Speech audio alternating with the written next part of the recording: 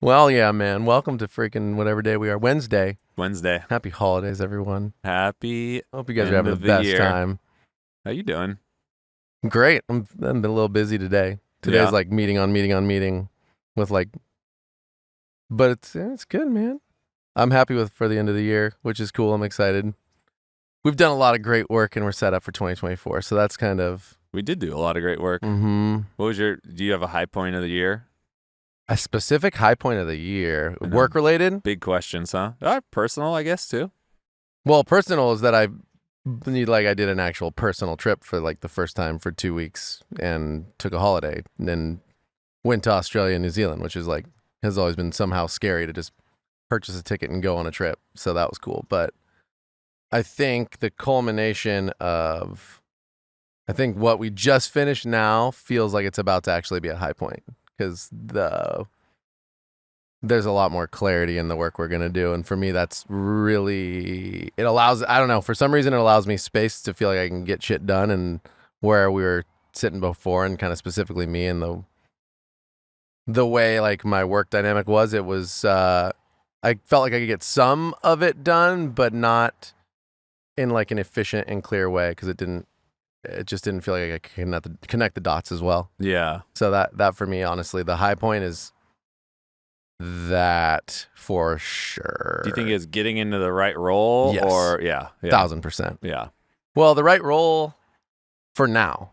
You know, like there was a time when the role I was sitting in before would have felt right, but not for all that we're trying to accomplish and not for the passions that I have and like my specific gifting. Like I feel like the way I think about business when we're smaller moving into this middle size range is like there's a time where you kind of have to be all of these things. Mm-hmm. And when I feel like there's no other choice, then I kind of like turn off how I feel about it.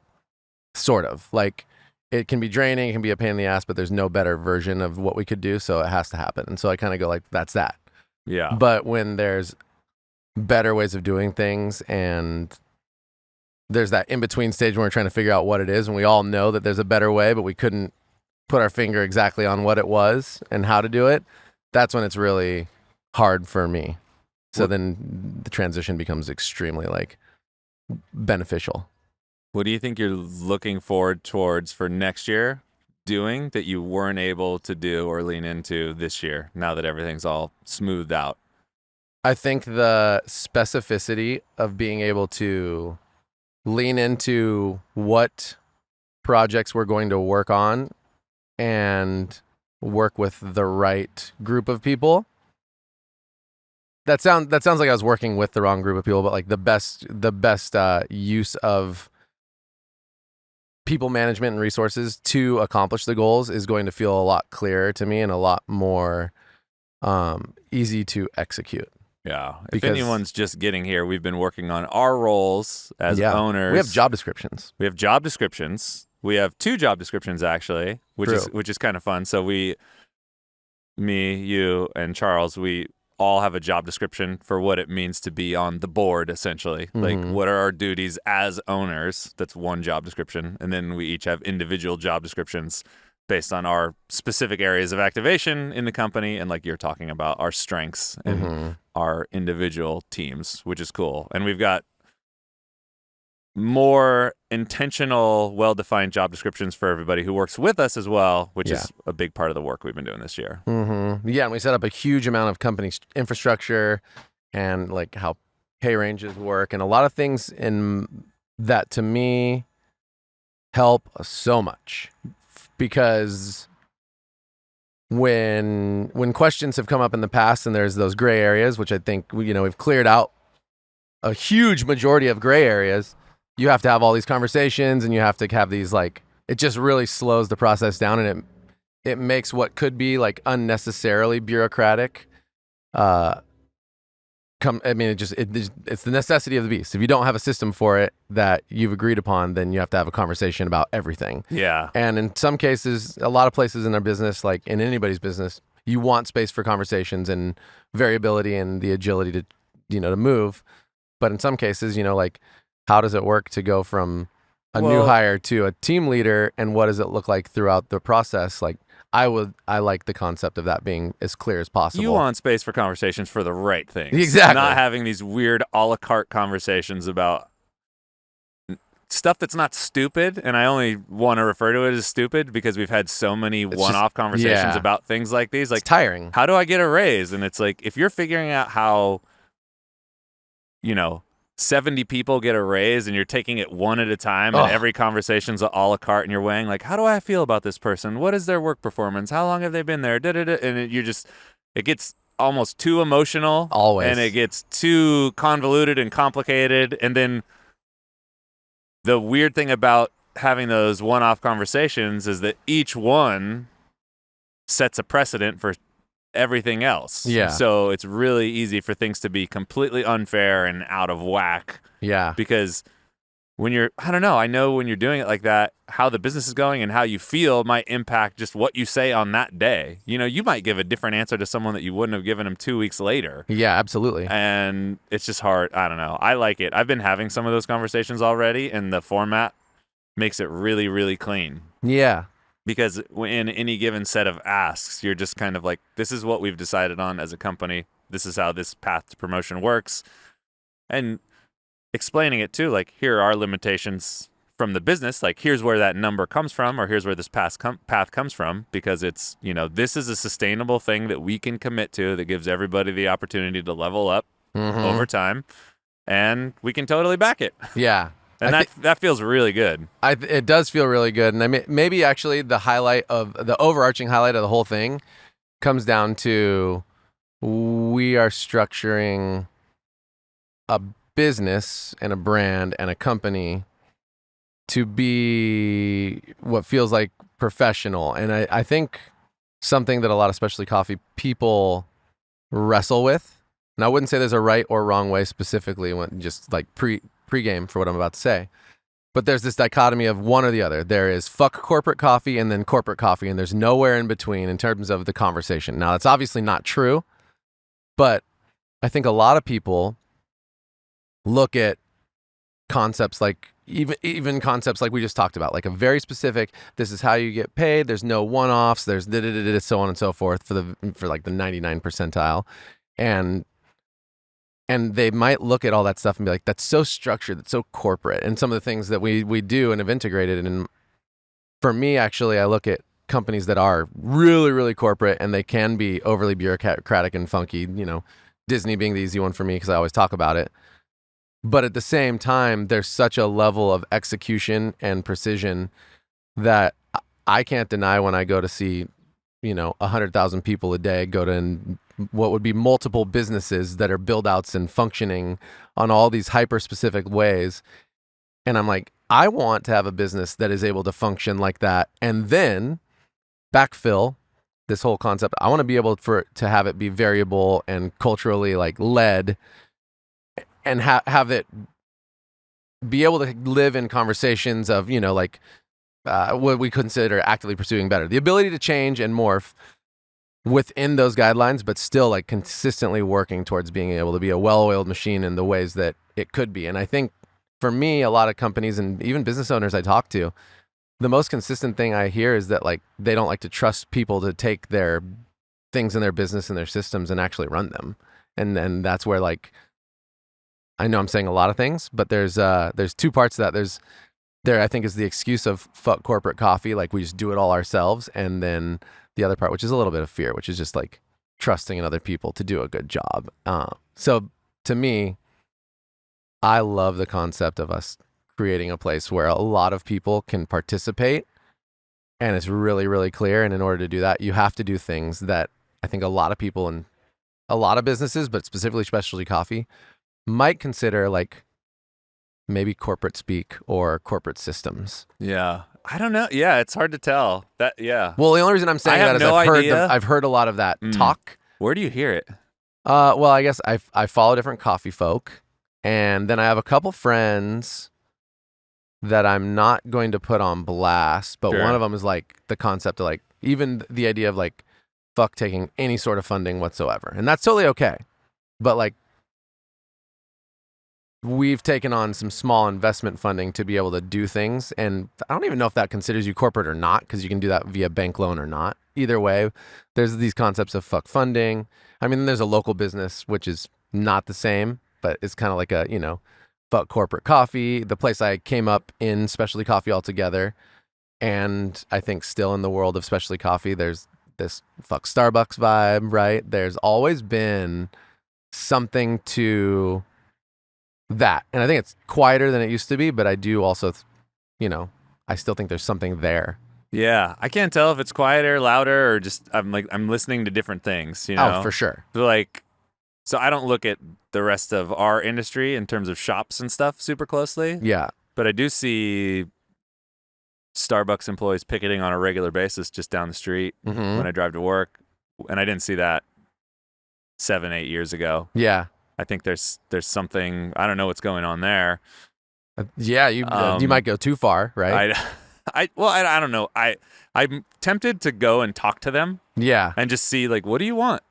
Because I am really curious. What do you want? Uh-huh. Why are you out here? Because they're out there. I can recall 3 or 4 times just off the top of my head easily in the past 4 to 6 months where they've been out there. This is the exact same store. So is that's that a the lot. one over on the east side? It's the one right here. The one on Mission. The one Okay, I almost by never that take pizza Mission. spot. Got it, yeah. Right on the corner there.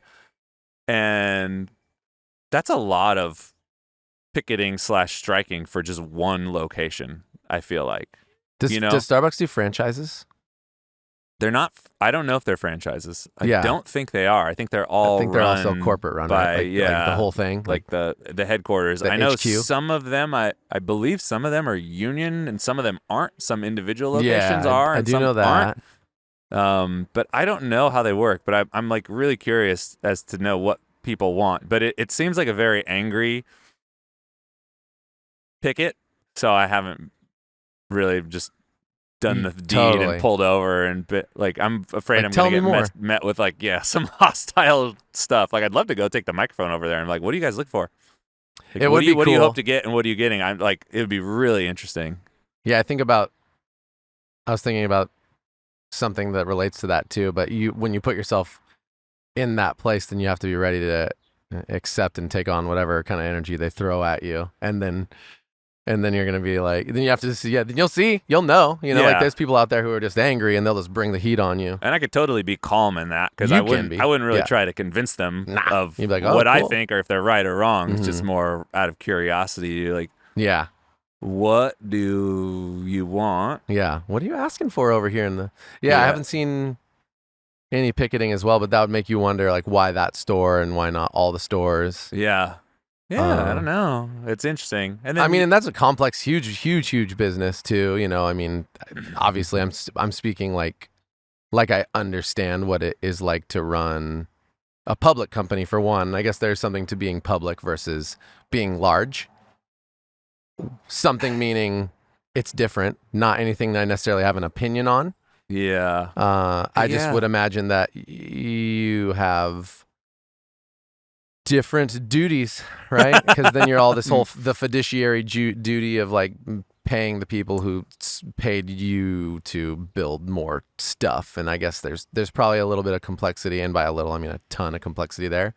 But for the sake of the conversation, I'm not personally speaking about that. I'm just speaking about the concept. Some of the concepts that allow those places to even get to the size that they are. Yeah. Or get into the operating ability, maybe more than size. That's actually maybe more what I think is awesome. The ability to operate cleanly, consistently, and amazingly on a high level. Because you can take a smaller place that's pretty big still, like In-N-Out. My sister works there, and I've been learning a little bit about how that works. And people are generally pretty happy there, and they are working really hard. They got levels on levels to level up Yeah. on in there. And I think In-N-Out for me is the one chain store mhm. that seems like it has the best consistency and what would I call it? I don't know. I don't want to say workplace culture because I don't know hard to exactly tell. what it is. Totally. But In-N-Out's better than Starbucks by miles. And I think their promise is a little different. Even though they're both chain stores, Mhm. In-N-Out still feels a little bit more specialty to me than Starbucks. And I'm not sure is In-N-Out is it a franchisable situation? I don't know. I Yeah. don't know about any of these things. But I do know that the worst In-N-Out I've ever been in is way better than the worst Starbucks I've ever been in. Where it feels like In-N-Out still has some semblance of standard when it comes to that floor that they're willing to accept, and Starbucks just doesn't have one. Yeah, I'm like their standards are based around consistency for sure, which is impressive in its own right. Right. But they're, it's cool to be able and go get your small specialty drink, whatever it is. Like when I'm on the road, I'll get a short coffee with an ad shot and a little bit of steamed heavy cream. Yeah. That's my go-to Starbucks drink, and Yeah. I get it everywhere. That and heavy cream really helps round it out. Yeah, it's Nice. like the ad Kills shot. the over roast. The ad shot brings up the strength of the coffee, and then the heavy cream like cuts the roast, and it's like this nice creamy. Totally. It's delicious. Chocolate creamy. Yeah, it is good. Super good. So I appreciate being able to get that everywhere and have it taste the same. That's its own feat, right? Uh-huh. But I mean, some of these stores are terrible. No, I feel they're you. literally disgustingly dirty. People Horrible don't give service. a fuck, Yeah. And then there's some that are okay. And then drinks consistent. But I feel like they do drinks consistent based on really clear recipes and machinery at that point, right? Yeah, I mean, there's some. I mean, there's a little bit of sure. operational training, but you know what I'm saying? Like you see the people, there's not a lot of technical prowess. And the thing that I keep looking at when I'm looking at all these different companies is that corporate or not, every, funding or not, right? Every company has its own promise and its own set of deliverables that they're putting at the top as top priority. Right. So when I at each location. When I see In-N-Out, I see they're leaning into consistency also, but their guest service is much better. Like their people are overall seem to be more friendly. They seem to prioritize like better communication. Yeah. It just feels neater like that. I mean, it's interesting that, that now that you bring it up, and I think this is also to their credit, like I'm trying to think about a time where I had a negative memory of being in and In-N-Out. And the only thing I can think about ever is like bathrooms being trashed. Yeah, sometimes the bathrooms are pretty dirty. But I'd also say to their credit, right? Like I don't think about that ever. And when you mention, Starbucks, and then also honestly, where you mention a lot of different places, I can have an immediate memory pop up and be like, oh yeah, I remember sitting in there, and it's supposed to be in like one of the nicest towns, and it's the nicest looking Starbucks I've ever been in. That's not one of the like flagship stores. And there's no drinks in front of me, and it still took 10 minutes for them to make me something. And there was no excuse for it because there's 5 people behind the bar. Yeah. Yeah. And they were just like. On a regular basis. Yeah. And that's kind of interesting. And to that point, too, like you typically hear, and I know that in the scheme of a lot of work, like In-N-Out does pay fairly well, and I think treat their employees well. But like, if your ears are open, a lot of what I hear in the world of social media, but even just outside of the world, when I hear people talking, is, like, I just don't get paid enough to work this hard. And I'm like, I think the people at In-N-Out work really, I know. Super hard. They're all, and that's something I noticed too. They're always, whether the wait time is long or not, it's mostly due to how fucking busy they are and how much they're doing, and also how much they're prepping fresh meat, fresh potatoes. Like all the stuff is fresh. Oh, I love watching the person chop the potatoes in that big pull down thing. Fuck, yeah, fuck, a couple fuck, times, slamming them through. Over and over and over. Yeah. I they're not drudging around. They all have a kind of semi-open kitchen, which is interesting too. So you can kind of see the work all the way back. And they have a good thing going. Yeah, I never really resonated with I don't get paid enough to work this hard statement. That one, same. That one doesn't really make sense to me, because assuming you're, a regular ass person, yeah,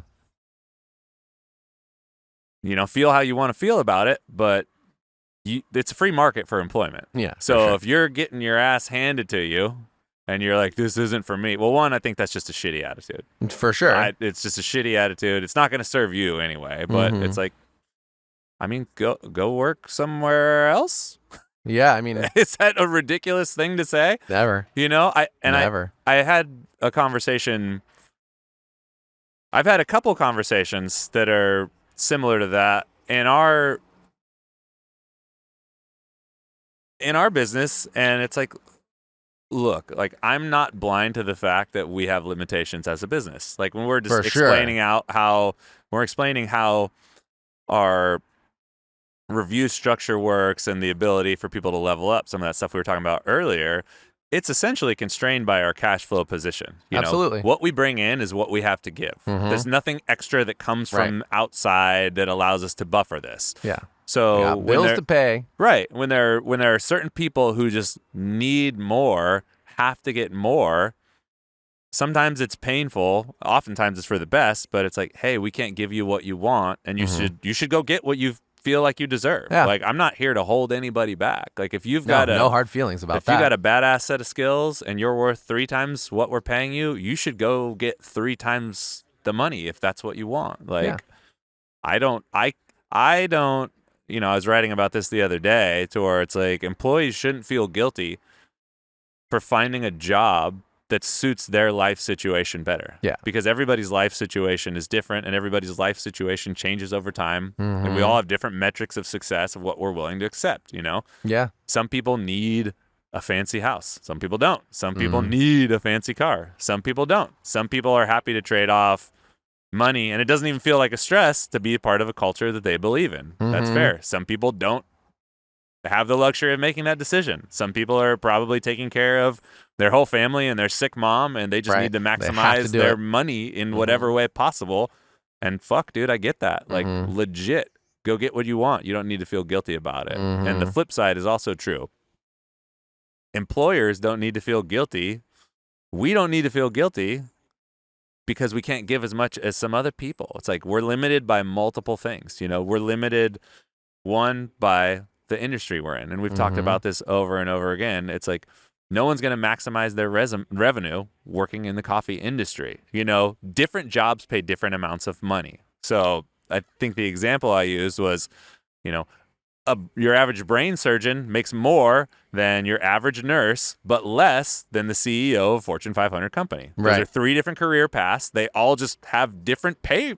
Different pay ceilings with them. Right. You know, I had this conversation with my mom, who's funny because she's a lifelong nurse, and one of the things that nurses seem to like to do is to kind of poke a little bit of fun at doctors and how, you know, whether or not they actually believe this or not, but it's like, oh, you know, we do all the work and they get all the money. Yeah. And they come in and they do the procedure. Yeah. And I asked my mom, I was like, well, you could have been a doctor. Yeah. Totally.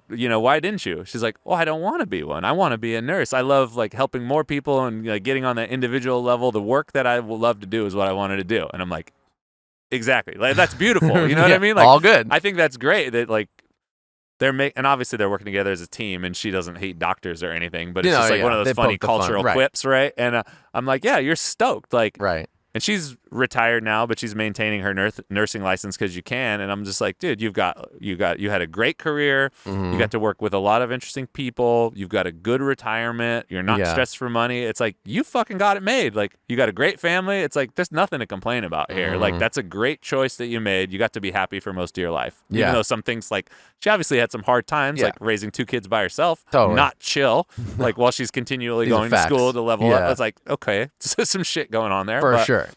But I think there's all of those choices are, you know, available to everybody. So no one needs to feel guilty about where they're going. And we do need to intentionally make decisions based around like what we want, you know? And we're all leaving something on the table and getting something else. And for me, next year, one of the things I've been thinking about a lot is appreciating the things that I do have because it's pretty good where we're at. Yeah. And it's easy to get frustrated, but it's like, dang, like if I think about the past 7 years, how far we've come since we started this thing, it's kind of amazing, you know, how it's affected my life, where it's like we're getting to that point where I get to do a lot of the things that I really enjoy. I'm not afraid of, I'm beyond that fear factor of like, is this going to work or not? Right. I'm around good people all the time. I get to work in an industry that I enjoy, close to a product I enjoy. Like, am I as ballin' as if I was just like, okay, I want to work in the tech industry or I want to do, you know, something else? Anything like, no. Like the ultimate money freedom. Sure. Yeah. I'm not maximizing my revenue for sure. Yeah. But I feel like I'm on my way or getting close to maximizing the lifestyle that I want. Yeah. you know? Right. And there's a lot of happiness in the right lifestyle. There's a lot of happiness in the right lifestyle. And I think for a while I was kind of tricked into believing like, oh, if I can get this, or if I can afford that, if I can, you know, like that'll make me happier. That'll make me happier. And it's like, no, I think the things that make me happy are just the cool little opportunities that I have on the day to day to just, I don't know, recognize how awesome this is. Right. You know, working on interesting projects makes me happy. Working, Yeah. you know, that's why I'm super excited about how we've got everything lined up. Because Right. I'm feeling like you're feeling, where like I can engage in an area that I'm uniquely suited to engage with. Mm-hmm. And that day after day makes me happy. Yeah. Looking at everything and feeling like it's all on me, Yeah. No. that does not make me happy. No. Even when it's going really well, and even when I'm able to level up my salary and buy little things that I like here and there, I'm still just like, fuck, dude, I'm not stoked. Yeah. you know? The brain is always spinning. Yeah, it just goes. It's too much, you Yeah. know, and I don't like it. So, Yeah, I think employment is weird. I mean, employment is weird. It's interesting. And it's extra. I think it's extra weird in America.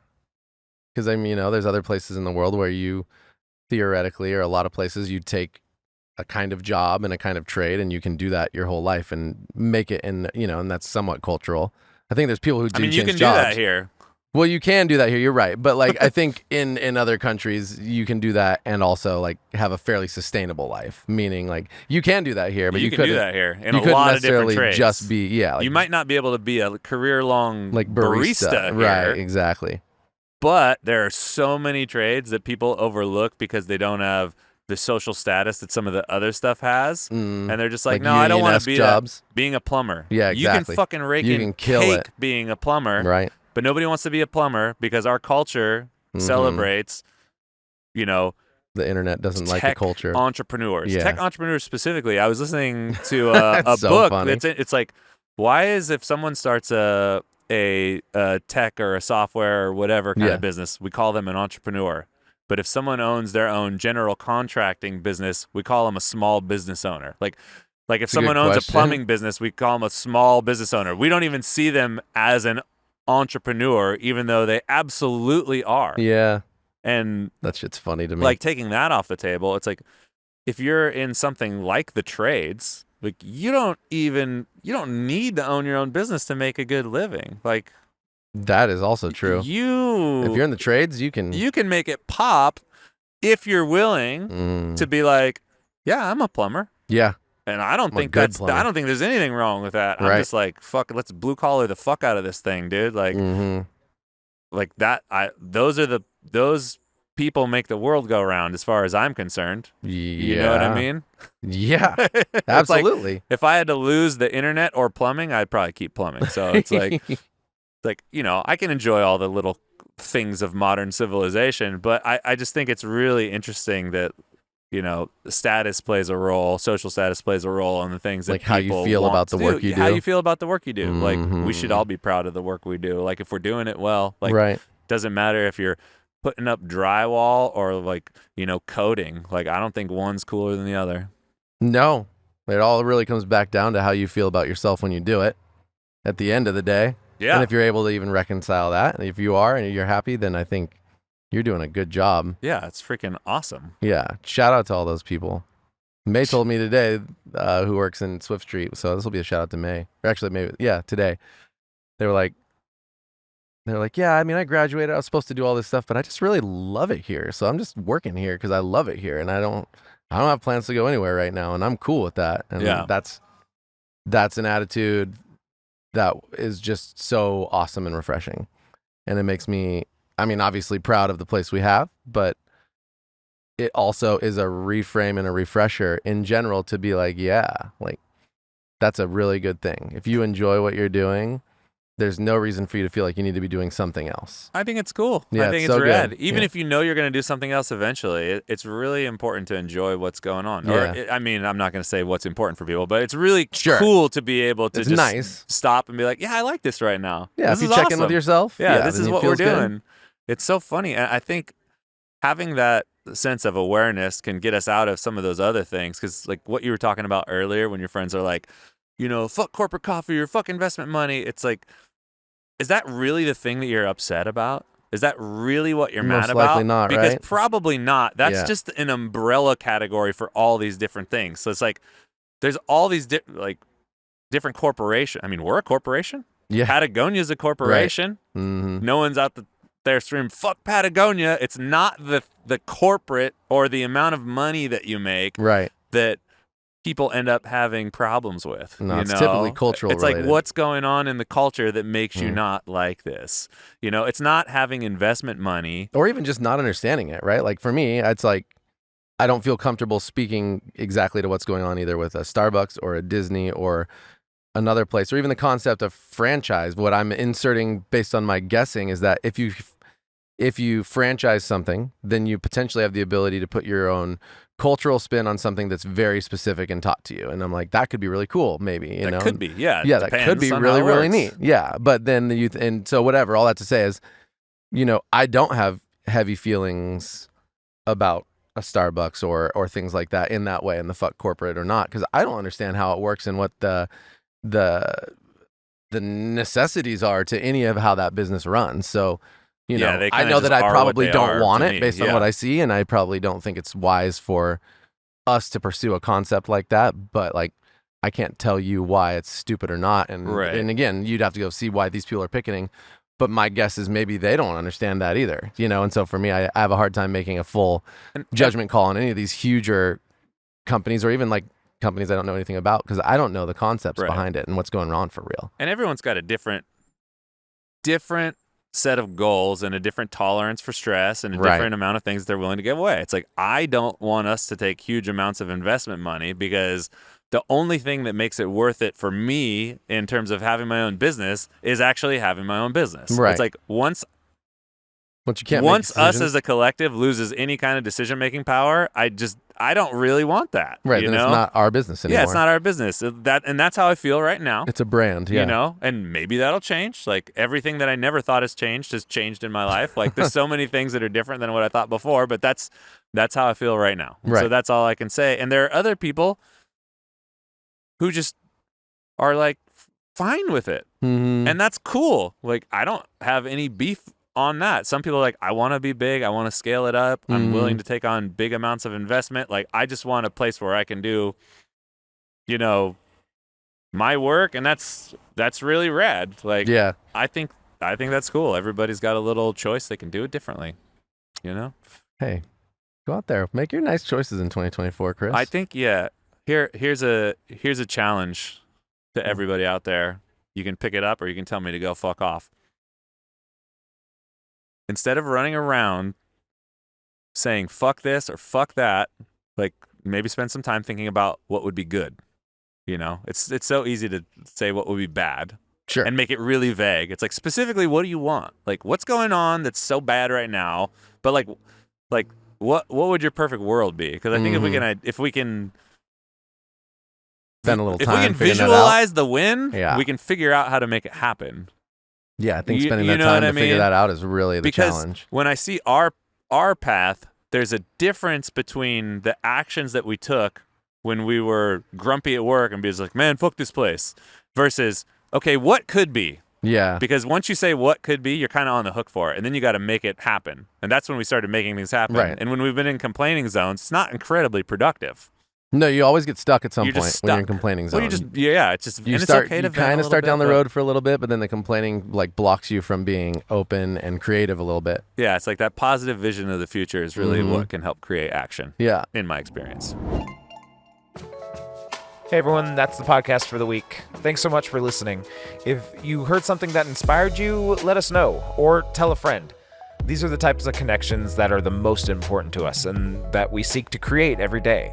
If there's something you heard and you want to know more about, send us an email to podcast@catandcloud.com or head to our website, catandcloud.com/podcast, and let us know. While you're on our site, check out everything we have to offer. Dive deep into one of our single origin coffees or pick up a little treat for yourself. We have something for everyone, so check it out. Also, find us in the usual places, YouTube, Instagram. We're always there sharing amazing things. All right, that's it. Thanks everyone for being awesome. We'll be back next week.